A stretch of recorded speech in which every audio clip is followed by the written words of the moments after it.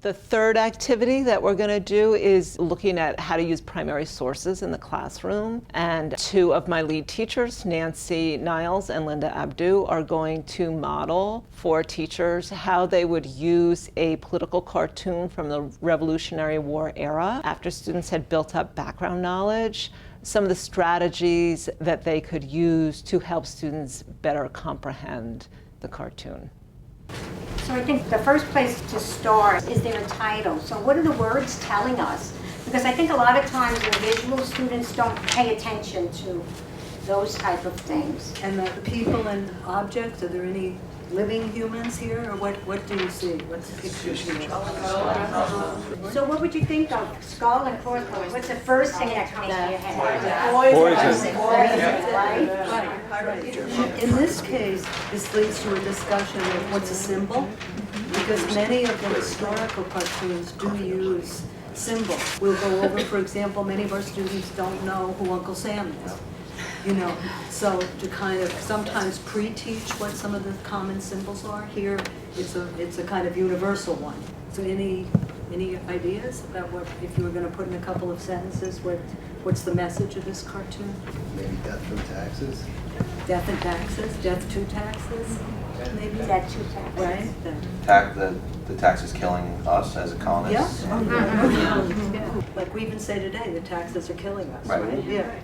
And then that might open a discussion like, so why did the colonists feel that the Stamp Act was killing them? Once we looked at that simple political cartoon, we looked at one that was a little more difficult, and that was a political cartoon that showed a man being tarred and feathered, a stamp collector, and the characters who were doing this act, there was a noose behind them, and they were depicted in a way that they looked very kind of evil and sort of low social class. Describe the action. So did they tar and feather him? Is that? Okay. It's a negative expression of American colonists that, you know, they turned over the Stamp Act, and I guess that gave them the power. The Liberty Tree. They look positively evil, I would say. Yeah. Like they're And then to enjoy the violence. Yeah. It looked like the You're right. Yeah. So it's definitely an English perspective, or a loyalist, Tory, Tory perspective. Right. I mean, you could ask as a question after you're going through this: would John Locke like this, or would Thomas Hobbes? Thomas You know, Hobbes. who would be your Yeah, that would depict Test the his students, view yeah. of these groups. What did you notice, and what did it make you think the about? noose on the Liberty Tree. What did that make you think about? Well, liberty and death. Something's being, liberty, your liberty is being killed. Okay. On the Liberty Tree, there's that little piece of paper that's nailed up there. If you look, turn it upside down. It says Stamp Act. You may feel like your students wouldn't be able to take a stab at this. We did do this in our HSE class. Point for today just being you can do it. There are strategies for doing it. When we come back from lunch, Nancy will give us a strategy with the Declaration of Independence. But of course, what's absolutely key is students have to have the background knowledge. They cannot do this if we don't build up the background knowledge first with good old secondary sources. You know, the way we all learn, good old secondary sources. They're just okay, they do the job. And then we also want to look at the primary sources because that's what historians actually do. Just to set the stage, this is something I do with the students, so that they had, of course, background knowledge.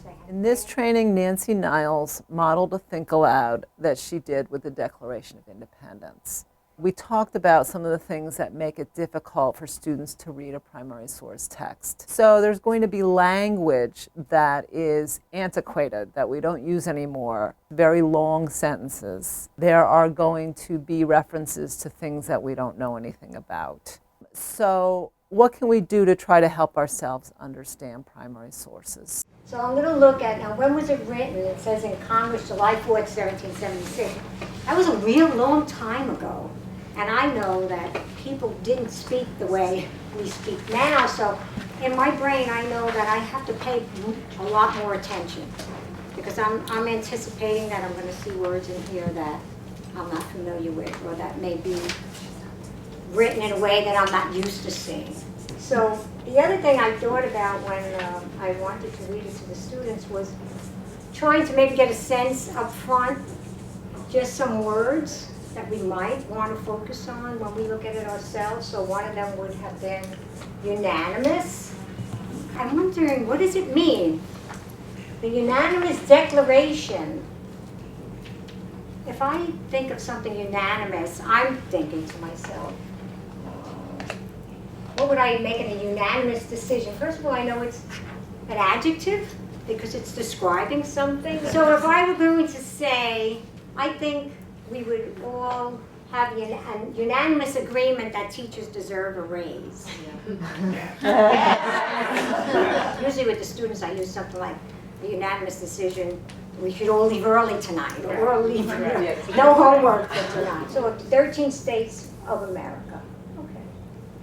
That's not so bad. Everyone is making this statement in the 13 United States.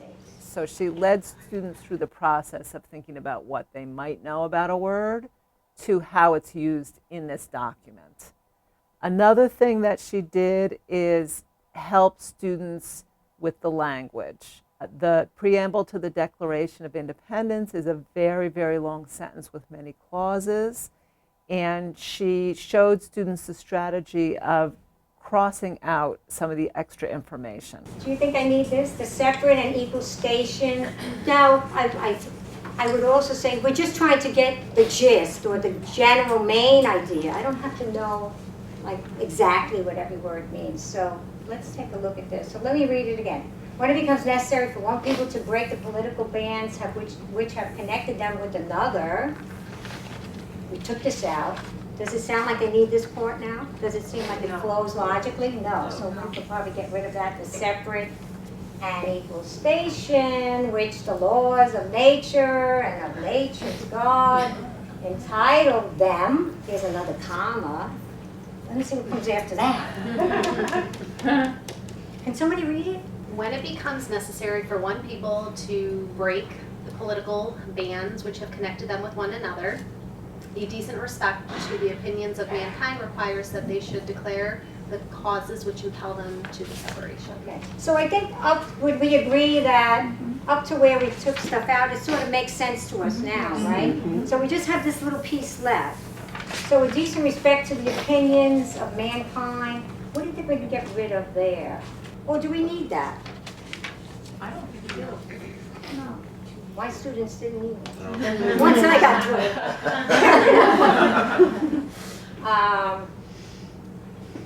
I don't think we need requires that either.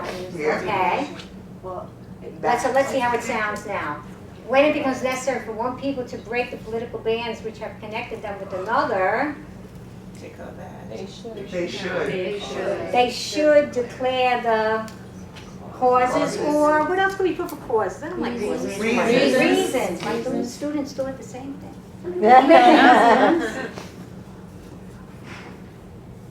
Which impel them to the separation.